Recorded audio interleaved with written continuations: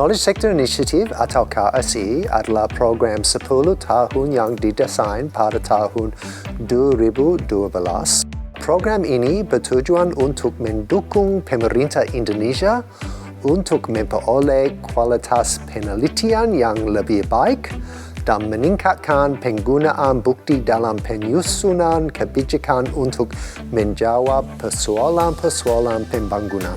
Dengan sistem tata kelola riset yang baik, pendanaan riset yang baik, disbursement dari atas, dari tingkat sentral pusat, sampai ke level sehari-hari unit pelaksana itu cepat, responsif terhadap kebutuhan, termasuk ketika ada krisis seperti pandemi, dananya itu cepat realokasinya, karena mesinnya itu agile.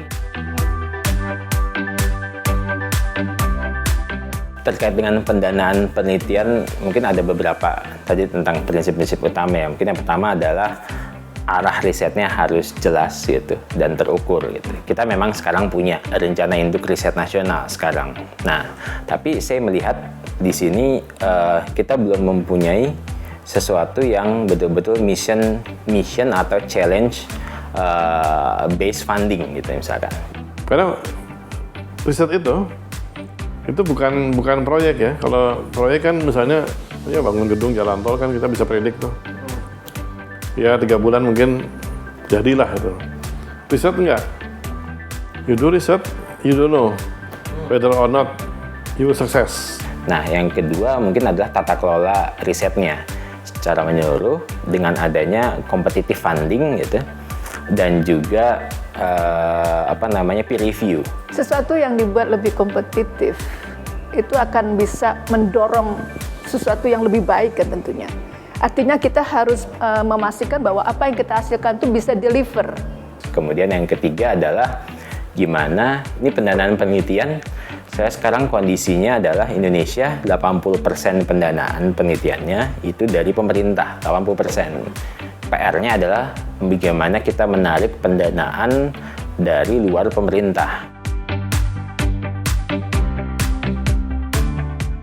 Jadi dari perspektif orang ilmu sosial humaniora, proper policies itu ada dengan pendanaan riset yang lincah, yang responsif, karena ada orang-orang sektor pemerintah, ada yang dari industri, ada dari LSM, lembaga swadaya masyarakat, ada dari komunitas juga yang kerja dengan masyarakat akar rumput. Bisa ilmu-ilmu ekonomi, ilmu-ilmu administrasi, ilmu kebijakan publik itu sendiri, atau ilmu-ilmu yang sifatnya sektor, ilmu pertanian, ilmu pertambangan, ilmu agama.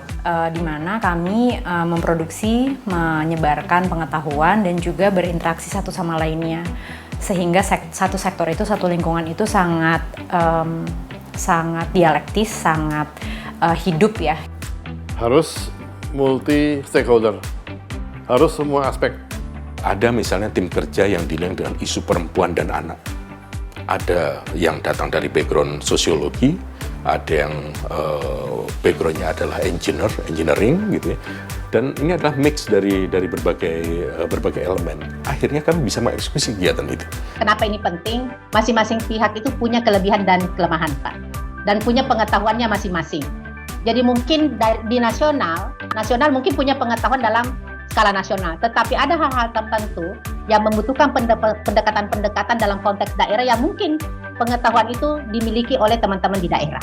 Nah, dengan adanya Swaklolat ketiga, maka diharapkan ormas-ormas, terutama lembaga-lembaga yang bergerak di bidang kajian-kajian masyarakat, itu memberikan bantuan sebagai dasar bagi pemerintah untuk menyusun kebijakan yang baik tadi. Jadi kita itu berusaha untuk mendorong perubahan kebijakan pengadaan barang dan jasa pemerintah, yaitu bagaimana pemerintah bisa bekerja sama langsung mitra dengan NGO tanpa melalui sebagai konsultan individu. Bersama KSI bagaimana memastikan bahwa civil society sebagai salah satu pilar dari aktor pembangunan itu dalam sebuah sistem negara demokrasi, sebagai salah satu bagian dari yang berkontribusi dalam pengetahuan di sebuah negara, itu akan berkelanjutan. Perpres 16 2018 ya terkait dengan pengadaan barang jasa yang mengatur swaklola tipe 3. Tipe 3 itu saya pikir itu terobosan yang sangat bagus ya. Terutama bagi akuntabilitas pelaksanaan pengadaan barang jasa. Kita tahu bahwa karena ini dokumennya KPK gitu ya, penyimpangan dari proses pengadaan barang jasa itu tertinggi, 70% dari potensi korupsi. Nah, ketika swakelola tipe 3 ini dibuka, sebenarnya itu menjawab bagaimana meminimalisir potensi-potensi penyimpangan dalam proses swakelola tipe 3. Itu yang terpenting. Untuk mendukung swakelola tipe 3 ini, ya, LKPP sudah membuat pedoman lebih lanjut, ya, bagaimana implementasi swakelola tipe 3 itu bisa dengan mudah digunakan oleh kementerian, lembaga maupun pemerintah daerah. Di samping itu, kita juga mencoba memperbaiki ekosistem terkait dengan swakelola tipe 3 ini, terutama ekosistem terkait dengan pembayaran. Peran KSI-nya, saya melihatnya dia mendorong supaya terjadinya suatu ekosistem antara pemerintah, periset, dan juga dengan masyarakat atau dunia usaha. Kita membangun ekosistem pengetahuan dan inovasi. Itu satu hal yang juga memberikan satu stepping stone, langkah awal buat kemudian kita membentuk bagaimana pengetahuan dan inovasi ini bisa bermanfaat buat rumus kebijakan dan membangun Indonesia. Kami akan membangun ekosistem pengetahuan secara lebih baik. Kita ingin lebih maju dari negara lain dan itu selalu disertai dengan pendanaan yang lebih baik. KSI mempunyai peran besar ya di dalam kita membangun ekosistem pengetahuan karena banyak sekali rekomendasi-rekomendasi dari tim ahli yang disediakan oleh KSI itu sangat membantu terutama untuk Kemenpan RB ya di dalam membangun ekosistem pengetahuan. Saya pikir reformasi sektor pengetahuan masih akan terus berlanjut. Kenapa? Karena sektor pengetahuan tidak bisa lepas dari konteks pengambilan kebijakan yang dilakukan baik oleh pemerintah maupun legislatif, DPR. Tidak mudah dalam 10 tahun mengubah ketika birokratisasi yang luar biasa di Indonesia. Tetapi paling tidak di dalam intervensi membangun cara pandang itu sudah terlihat. Dan pemerintah sekarang kan sudah banyak yang membuka diri ya, tidak seperti dulu tertutup, tetapi sekarang sudah membuka diri untuk bisa diajak bersama-sama melakukan riset kebijakan tersebut. Dan mereka sebenarnya sangat butuh perspektif lain ya dari masyarakat sipil ya terkait dengan isu-isu tertentu. Well, you'd see an Indonesia that would be matching or exceeding the economic growth and the development of, first of all, its peers in ASEAN. And its ASEAN peers are countries like Vietnam, Thailand, and Malaysia. And when we think about Vietnam, Thailand, and Malaysia, we think about countries that have world-class capabilities in production of new products, technology, and some really world-class universities and research institutes. Indonesia can get there, and indeed, I think that's the desire in VISI 2045. But to get there, you need to take some really big concrete steps. And one of those concrete steps is to significantly increase the amount of funding for quality research.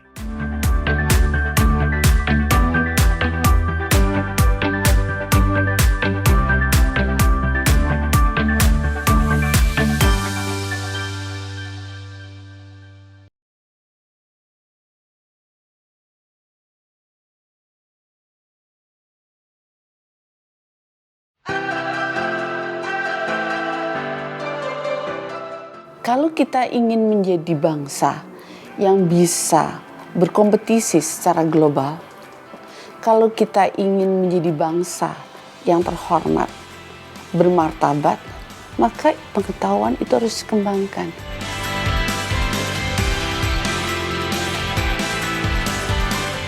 keberadaan para analis kebijakan itu harus betul-betul dibekali dengan pengetahuan tadi untuk menghasilkan kebijakan yang berbasis pada pengetahuan.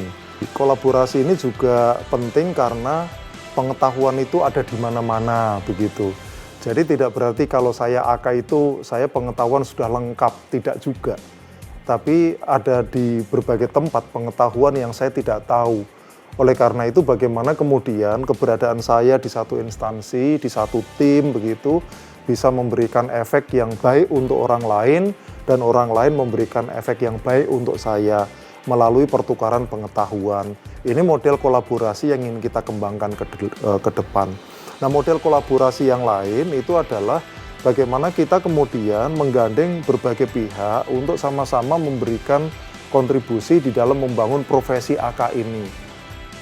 KSI berhasil membina hubungan baik dengan pilar-pilar utama atau champion-champion atau lembaga.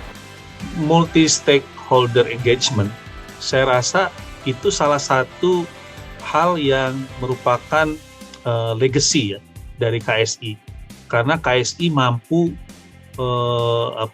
dipercaya oleh berbagai stakeholder untuk sama-sama dengan stakeholder yang lain bertemu atau membicarakan sesuatu. KSI ini berusaha menjembatani dengan setiap tahun mulai mengkolaborasikan, apakah itu melalui diskusinya, melalui knowledge exchange ya, atau melalui bagaimana ini bisa dihubungkan dengan dukungan yang lebih kompetitif untuk kolaborasi riset bersama. Tentu tidak kalah pentingnya adalah diskursus melalui Indonesia Development Forum. Ya, karena mungkin ini adalah forum pembangunan pertama di Indonesia yang fokusnya kepada penemuan dari solusi. Saya tadinya berpikir ini adalah acara yang lebih banyak pembicaraan atau interaksi yang sifatnya tingkat tinggi begitu. Ternyata format acaranya sangat beragam gitu ya. Tentu saja ada interaksi yang levelnya tinggi begitu, yang sifatnya konseptual gitu dan seterusnya. Tapi juga ada banyak pembelajaran yang sudah dilakukan oleh banyak orang di banyak sektor yang ternyata di-share dengan sangat generous gitu oleh para pelaksananya. Sehingga kita bisa banyak belajar dari apa yang implementable gitu. Seperti kami di PPIM yang lebih ke sosial keagamaan, tidak selalu misalnya kami melihat apa sih roadmap pemerintah gitu kan di bidang pembangunan ekonomi dan lainnya. Nah, tapi dengan adanya IDS kita jadi bisa tahu gitu secara globalnya tuh seperti apa. Pemerintah Sulawesi Selatan sangat memang berjuang, berupaya agar penyusunan kebijakan yang ada di Sulawesi Selatan itu berbasis bukti, berbasis penelitian, berbasis kajian. Bakti menjadi mitra dari Knowledge Sector Initiative bersama-sama dengan Bapelitbangda memulai program rintisan penyusunan kebijakan berbasis pengetahuan. Bagaimana kita bisa melihat suatu kebijakan itu disusun berbasis bukti. Saat ini kita sudah mengusulkan agar langkah-langkah kolaborasi ini melalui peraturan gubernur. Dengan langkah itu kita membuat semacam aturan yang harus atau wajib diikuti oleh semua lembaga-lembaga penelitian khususnya yang berkaitan dengan kolaborasi. Karena ini akan memberikan manfaat yang besar, terutama pada pengambil kebijakan dalam melihat situasi apa sebenarnya yang harus diperbuat dengan rekomendasi yang dihasilkan melalui kerjasama kolaborasi tersebut.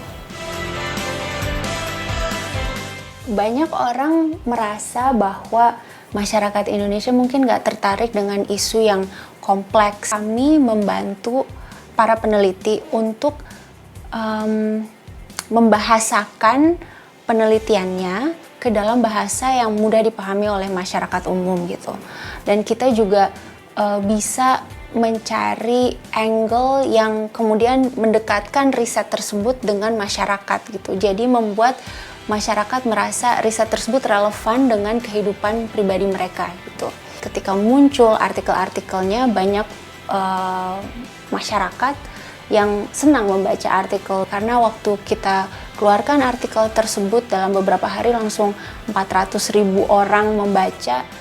Pada akhirnya itu akan membuat masyarakat yang tidak paham tentang isu tersebut bisa lebih memahami konteksnya. Banyak media sekarang sudah mulai mengembangkan di internalnya lembaga-lembaga riset gitu ya. Dan mereka sudah mencoba untuk menggabungkan antara tulisan dengan riset. Mereka harus paham pentingnya bagi publik itu apa. Dan kemudian mensimplify-nya. Nah, kuncinya adalah bagaimana jurnalis-jurnalis itu berlatih terus untuk bisa memahami data. Kami belajar kemudian tidak hanya melulu memproduksi pengetahuan, tapi bagaimana kemudian mengkomunikasikan hasil riset kami, pengetahuan yang kami produksi kepada pihak yang tepat. Peran KSI itu bagi saya sentral karena punya kemampuan untuk memobilisasi aktor dengan berbeda kepentingan.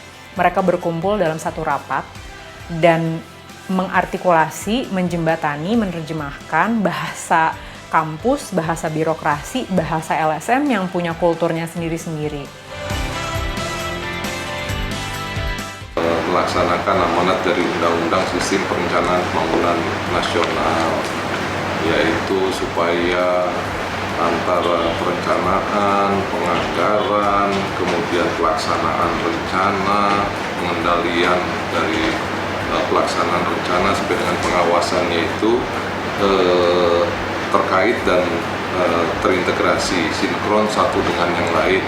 Karena dengan cara itulah kita bisa memastikan bahwa apa yang direncanakan itu terlaksana dengan baik, menghasilkan outputnya itu menghasilkan outcome dan manfaat yang bisa dirasakan langsung oleh masyarakat. MP3 itu singkatan dari Manajemen Pengetahuan Perencanaan Pembangunan. Mengelola knowledge itu bukan hanya mengumpulkan datanya, tapi juga saling sharing dan menyebarkan apa yang sudah kita miliki. Dengan platform ini, kita coba membuka semua itu sehingga itu bisa menjadi sebuah knowledge yang eksplisit dan itu bisa di-share kepada seluruh unit kerja dan staf di Bappenas. Kita akan mulai berinteraksi dengan kementerian lembaga dan lembaga-lembaga seperti perguruan tinggi, LSM, dan pemerintah daerah gitu. Sehingga nanti ketika orang mengakses MP3 Bappenas Go.id, itu mereka tidak hanya memperoleh informasi yang bersumber dari data-data yang ada di Bappenas, tapi itu bisa termasuk sumber-sumber data dan informasi yang ada di kementerian lembaga lain termasuk di perguruan tinggi dan pemerintah daerah.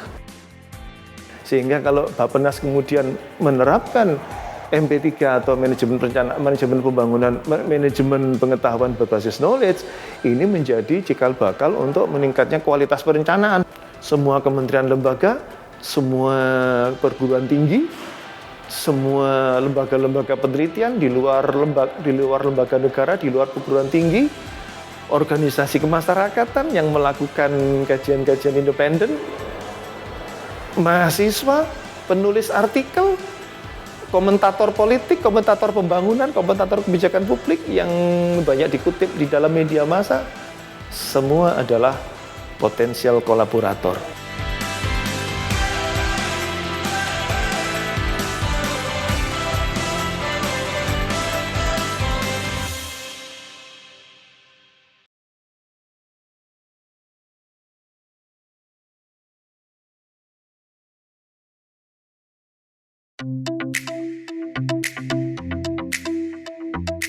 Salah satu dukungan terbesar yang KSI lakukan adalah bermitra dengan berbagai lembaga riset kebijakan di Indonesia.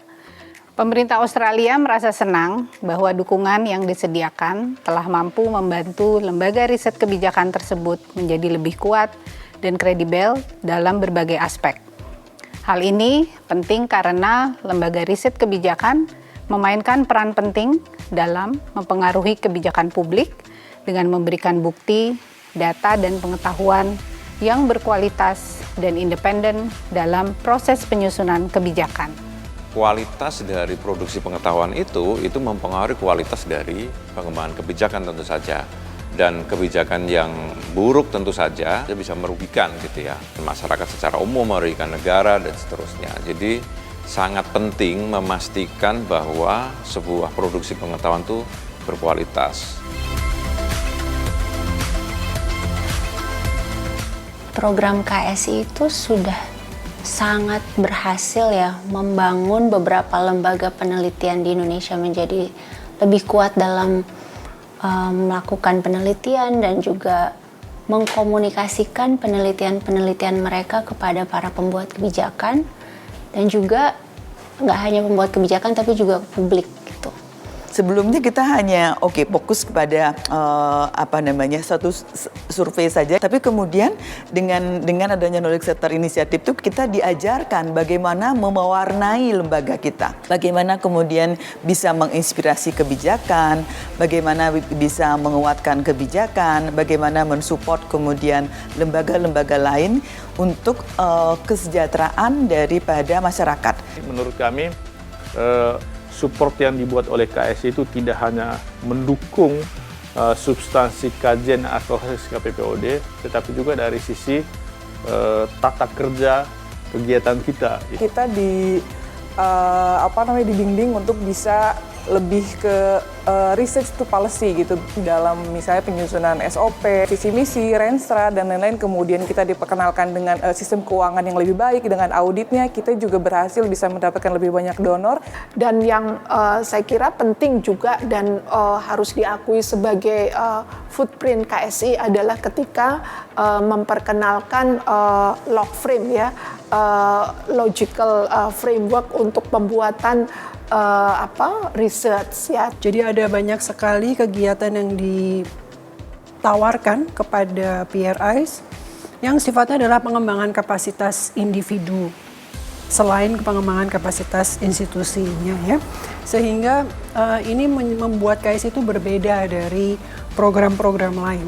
Kami bersama dengan KSI, kami belajar bahwa diseminasi ilmu pengetahuan itu juga penting untuk masuk ke dalam area policy atau kebijakan, dan disitulah kami tumbuh menjadi bagian dari Policy Research Institute bersama 16 mitra lainnya. Menurut saya apa yang dilakukan KSI itu terobosan. Kita butuh ya banyak talent lain di luar kita gitu. Karena kita tahu kita pasti ada keterbatasan juga melihat sistem yang begitu besar ini kan. Persoalannya kompleks gitu. Ketika kelompok minoritas atau kelompok atau perbedaan-perbedaan yang ada itu tidak diperhatikan di dalam ilmu pengetahuan, itu akan berdampak serius pada kelompok tersebut, sehingga pembangunan akan dikuasai oleh kelompok tertentu saja. Kelompok minoritas dan yang lainnya akan susah mendapatkan akses terhadap pembangunan itu. One clear change that I've observed has been the new emphasis on gender issues in research. So if we go back in time 6, 7, 8 years ago, and we look at the kind of research that was being done in universities and in government research institutions, in Litbang and in think tanks, gender wasn't a big keyword.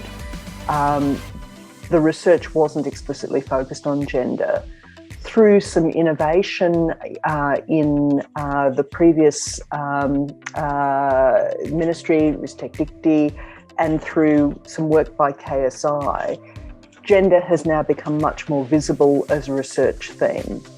Masih menghadapi apa yang disebut sebagai ketidakseimbangan GETSI gitu ya, gender, sosial ekonomi dan lain sebagainya, disabilitas termasuk di dalamnya. Jadi penting kita untuk melakukan afirmasi untuk memastikan bahwa kelompok yang termarginalkan atau tertinggal itu bisa meningkat gitu ya. Itu sangat banyak warna perjalanan tersebut dan output dari produk PSHK, output dari produk riset PSHK itu banyak diwarnai oleh kerjasama PSHK dengan KSI tersebut. Antara lain dari pengembangan kapasitas keilmuan di bidang GETSI, terutama di isu disabilitas. Dengan dukungan KSI, Cakrawikara Indonesia, CWI memperluas mitra kerja strategisnya. Kami disupport dengan KSI dengan sangat baik. Akhirnya Sayogens itu bisa bekerja dengan leluasa dari level kebijakan makro di meso bahkan sampai ke tingkat mikro di level petaninya itu sendiri untuk membangun berbagai hal ya. KSI mengencourage kita untuk menggunakan koneksi kita. Misalnya ketika kita akan berhubungan dengan Kemenag gitu. Selama ini kan kita hanya dengan orang yang kita kenal. Kenapa kita tidak mencoba untuk menghubungi yang ya mungkin dari jaringan KSI atau misalnya yang kenalan yang di KSI dan lain-lain. Itu juga kadang kita misalnya kita merasa udah mentok gitu, nggak ketemu lagi dengan siapa, tapi kemudian dari KSI memberikan jalan, oh bisa ketemu dengan ini, bisa dihubungkan dengan ini. Nah itu kita sangat terbantu sekali oleh KSI, terutama dalam hal knowledge to policy. Kami banyak belajar bagaimana melakukan satu riset atau studi yang baik, riset yang kredibel, yang berkualitas, bagaimana juga kemudian membangun pola relasi dan engagement, kemitraan dengan pemangku kebijakan terutama baik di tingkat pemerintahan, kementerian lembaga maupun di DPR ya, Dewan Perwakilan Rakyat. Jadi KSI itu memang membuka ruang, satu membuka jaringan kita ke pemerintah yang sebelumnya kita mungkin belum pernah berinteraksi dengan mereka sebelumnya. Malah KSI itu seperti mak comblang gitu kira-kira ya, yang berkali-kali menekankan perlunya kami untuk membuat pertemuan dalam rangka lobby, dalam rangka silaturahmi dengan pemerintah, aspek pemerintahan tertentu atau dengan para peneliti lain di bidang yang sama. Jadi melalui konsolidasi di lembaga riset independen itu, misalnya IRES, Meru, dan beberapa lembaga think tank yang lain, itu kita sama-sama tetap akan mendorong beberapa kebijakan yang sekarang sedang proses pembentukan ya, ini untuk menginsertkan agar ada pelembagaan bagaimana lembaga think tank atau lembaga riset independen ini juga menjadi bagian yang diperhatikan oleh BRIN dalam kebijakannya. Sehingga ketika ada pelembagaan, kami meyakini bahwa nanti ke depannya akan ada ruang bagi lembaga riset independen untuk bisa engage dengan proses yang ada di produksi pengetahuan yang ada di BRIN.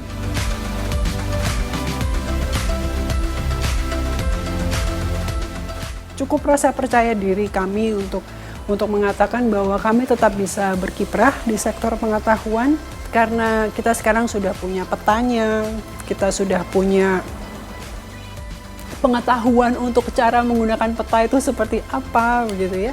Jadi kami merasa cukup percaya diri bahwa kami masih bisa berkiprah di sektor pengetahuan. Kami akan terus melakukan pengembangan kelembagaan baik dalam konteks